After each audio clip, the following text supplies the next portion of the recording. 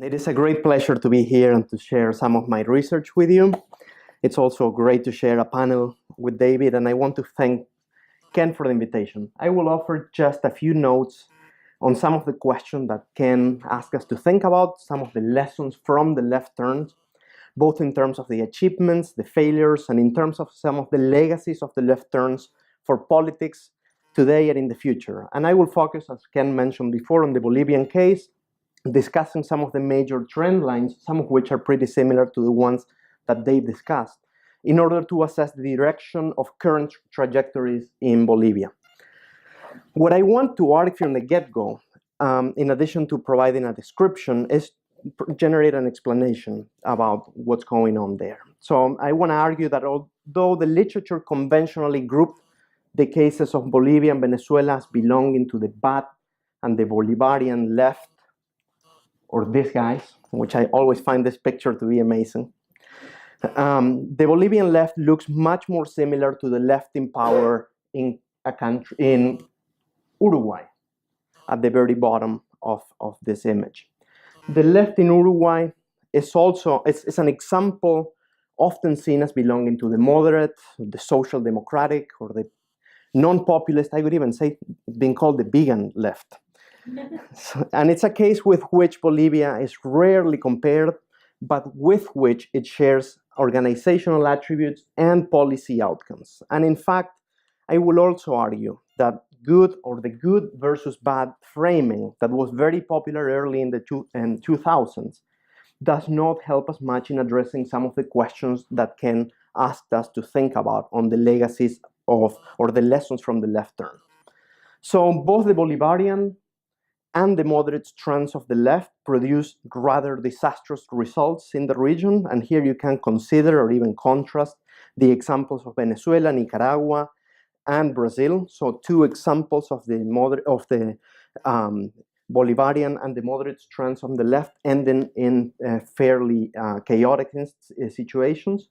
And Bolivia and Uruguay, in turn, seem to offer models of relatively successful lefts that are still in power in the region without shifting clearly or decidedly towards authoritarianism or descending into a massive political crisis. And I would argue that their experience in power contributed fairly clearly to advancing an aggressive agenda of social inclusion. So part of what sets these two cases apart, Bolivia and Uruguay, but especially Bolivia, I would claim, is that the governing party in these cases remains strongly connected and more accountable to the social movements and civic networks that form these parties and propel them to power. And these constituencies still provide a formidable mass base of political support and a coalition of support. I'm talking mostly here about social movements representing subordinate social sectors, excluded social groups, and groups mostly linked to Bolivia's large informal labor sector. So although Morales' temptations to dominate the political process are evident immediately, and in fact he shares a lot of the discursive strategy that Chavez had, his party remained, at least until 2014, 2015, fairly open and responsive to bottom-up pressures, and the strength and autonomous mobilization capacity of subordinate social groups played a central role in preserving what David here called the feedback loops, or the two-way communication channels between the party and its supporters. And these feedback channels, I argue, enable the mass to pass important social policies, and at key times, they constrain the executive authority. So this is the big picture, and this is the way I see the big picture, and it is also the take-home message of the book that Ken kindly advertised for me. And here's to follow up on the advertisement. And although this is the big picture, as we shall see, some of these channels are far from perfect, far from being egalitarian, and the Bolivian model, quote unquote, is far from idyllic. But so what are some of the defining features of the left turn in Bolivia? So like the other Bolivarian experiences or the instances of the radical left, like Venezuela, Ecuador, and Bolivia, and Nicaragua, Bolivia's political arena experienced sharp changes, But unlike those experiences, the Bolivian process also produced a strong party, the MAS, which is a hybrid fusion of party and civic networks or social movements. And this is just the banner of the MAS. This party of movements, the MAS, is a novel feature in the country, and I would argue a remarkable feature in the region, a party that in my view is likely to endure, one of the few instances of successful party building. Bolivia also produced a new constitution that, unlike the experiences of Venezuela or the Venezuelan or the Ecuadorian experience, combined broad societal input, elite-level compromise, and public approval via referendum, a fairly radical constitution that expanded citizenship rights. Political inclusion also expanded, and in quite dramatic ways, far more than Bolivia has seen in the past. And this, you can see this in a number of indicators. The electorate expanded to include low-income groups, socioeconomic status, and ethnicity have become increasingly less important in determining turnout, and previously excluded groups have gained representation, mass representation in elected and appointed positions. I typically show these two pictures, and I will show them quickly to you. They capture some of the changes in the country. This is the Bolivian Congress in April of 2002. So keep in mind that Bolivia is a highly, strikingly diverse country, and the Congress was highly unrepresentative of the country's indigenous majorities. This is what it looks like in 2006, and I argue that there's an ongoing and clear circulation or rotation of political elites. The picture of 2014-15 is even much more clear than this. Some scholars see these trends towards more inclusivity as more symbolic than substantive, but as I can explain later, probably in the Q&A, I see it as more substantive and significant. And groups that previously had little say over how the country was run now get to determine the who gets what, when, and how. Social relations in the country also changed dramatically, and I'm also happy to talk about in the Q&A. So the MAS party performed very strongly in every general election between 2002 and 2014, and it consolidated, particularly since 2009, as Bolivia's only party with truly national reach and popular appeal. I will show you a sequence of maps, and I will do this fairly quickly to show you the electoral growth of the party in presidential elections. The first map will start with 1997, the first instance where the MAS ran and successfully for the presidency. But this is roughly, keep in mind, darker colors indicate a larger percentage or a larger share of the vote. This is 1997, 2002, 2005 when the MAS won the presidency, and 2009. Some of the dark blue indicate more than 75% of the vote. I did not include the 2014 map, but it looks remarkably similar to this one with greater or darker blue in the eastern parts of the country. The MAS only lost one major election in 2016 by a really narrow margin and a handful of subnational elections.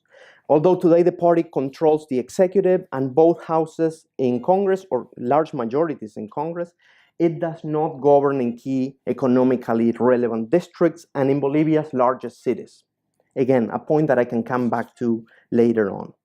So what have been some of the major achievements, or in response to Ken's questions, what went right? The question is ultimately connected with the factors that explain Morales' political longevity. And here, Evelyn Huber, my advisor, and I wrote a short piece for the Foreign Affairs in which we made a claim that, seen in comparative perspective, was unity or cohesion on the left that has been absolutely key. Unity on the left, unity within the governing party, in turn depended on, or was dependent on, two factors. On the one hand, effective representation, or the ability to maintain open channels between the party and its social movement bases, and on the other hand, a strong economic performance and popular or effective social policy reform. So let me start with the first factor. The story here looks somewhat different from the story that David presented to us in Venezuela. Morales' remarkable ability to build connections and ties with the country's largest social movements is important to explain his political success and his ability to preserve cohesion on the left.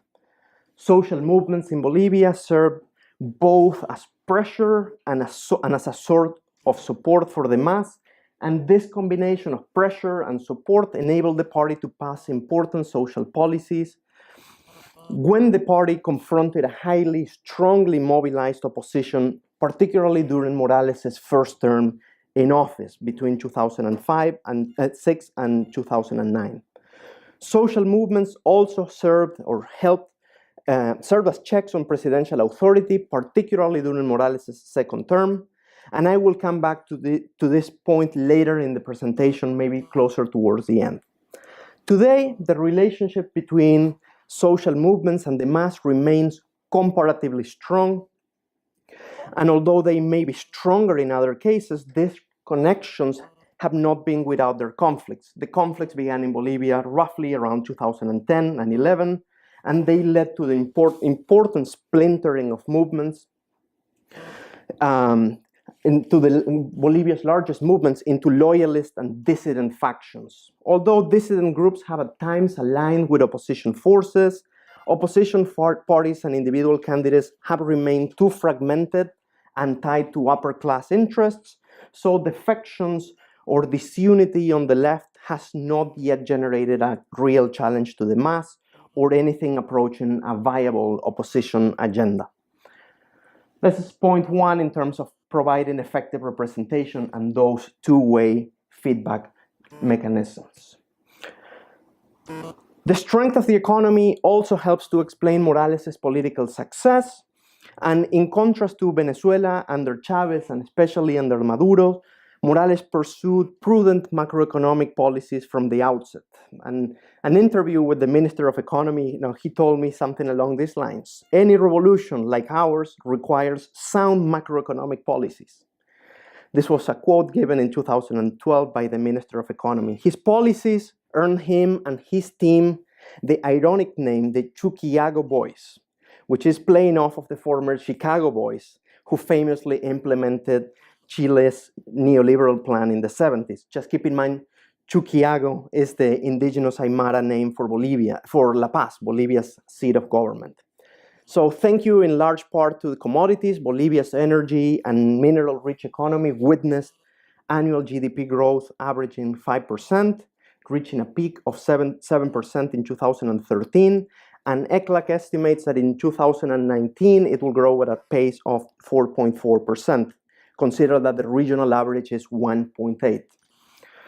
Here, in terms of economic policy, we have a clear instance of Morales employing radical rhetoric, revolutionary rhetoric, if you want, but definitely moderate policies. This is a trademark of the Bolivian process and a defining feature of Morales' leadership that I will continue to elaborate on.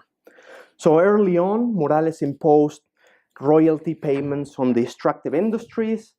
And while this was not the radical nationalizations that portions of the social movement bases wanted, it generated an extreme or extraordinary increase in state revenues and enabled a substantial acceleration in public spending on basic infrastructure, in education, in health, and to a lesser extent on social security without creating the strong economic imbalances that we see in the Venezuelan case.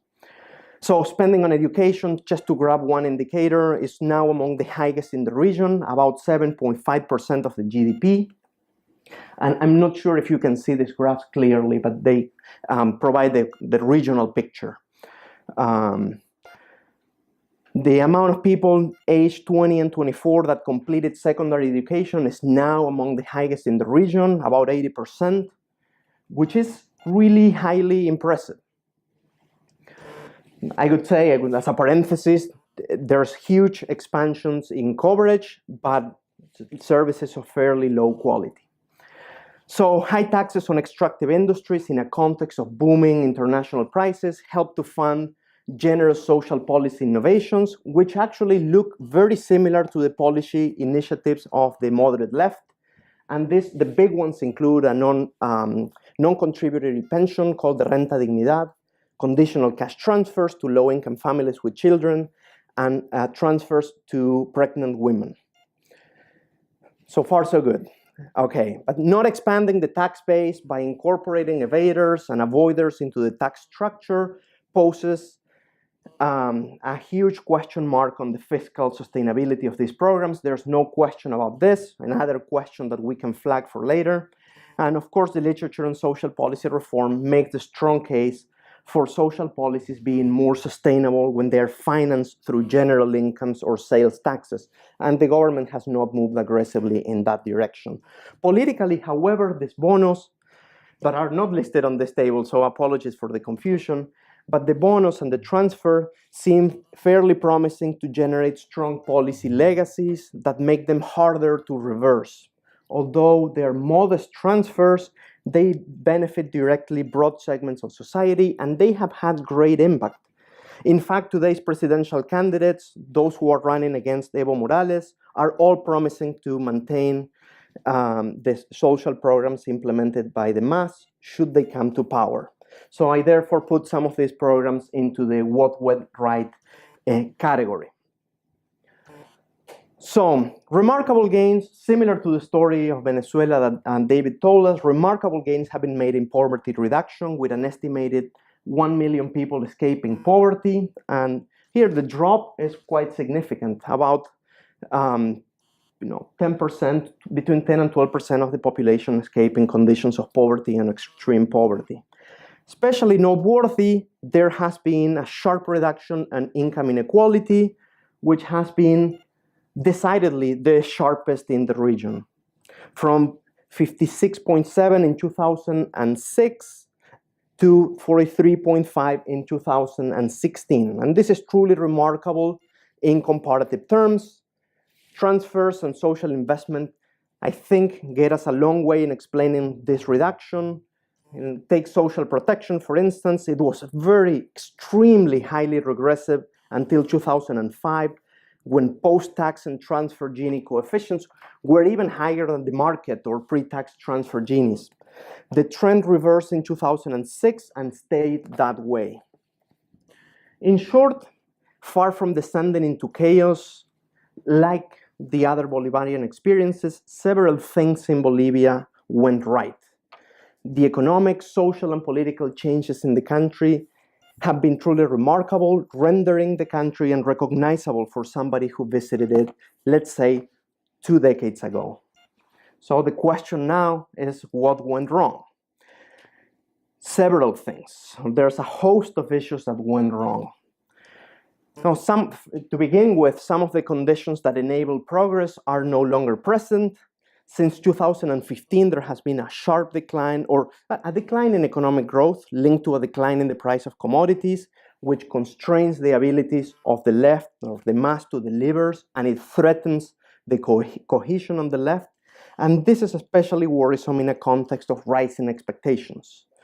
Bolivia's economy remained, and this fully belongs to the what went wrong category, it belongs to a success story in the context of the left turns, but the government has been absolutely unable to move away from its dependence on extractive industries, a strong reliance on commodities like natural gas and zinc.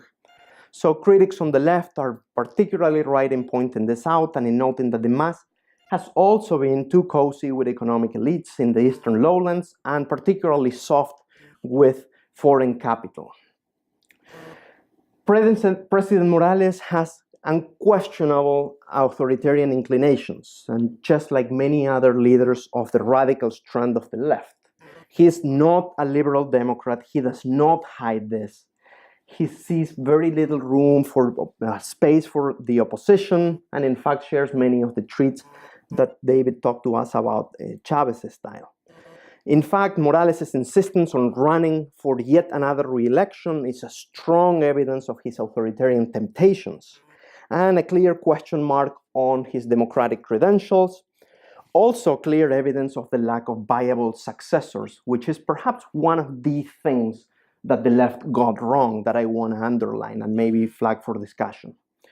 Morales is paying off a high political cost for his decision, for his insistence to run for office again, and an eventual victory in 2019, in this year, in October, which is not unlikely, but also for the first time not guaranteed. It can lead to even greater abuses of power down the road and to an atrophy of the links between the party and his social movement bases, which, as I mentioned before, have been key to explain his success. But so far, the strong connections between his party and social movements helped as a counterweight to concentrated executive authority and also as a counterweight to political elites or economic elites.